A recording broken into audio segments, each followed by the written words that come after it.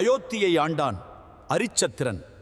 பொய் என்ற வார்த்தையை அவன் கனவிலும் அறியாத சத்தியம் தவறாத மன்னன். விஸ்வாமித்திர முனிவர் அவன் சத்தியத்தை சோதிக்க சபதம் ஏற்றார்.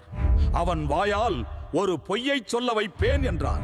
முனிவரின் திருவிளையாடலால் அரிச்சந்திரன் தன் முழு சாம்ராஜ்யத்தையும் அவரிடமே தானமாக கொடுத்தான். முனிவர் கேட்டார், தானம் கொடுத்த பிறகு கட்டணம் எங்கே? மன்னன் தன் நாட்டிலேயே அகதியானான். தட்சிணைக்காக தன் மனைவி சந்திரமதியையும் மகன் லோகிதாசனையும் ஒரு அந்தணனுக்கு அடிமையாக விற்றான். பணம் போதவில்லை.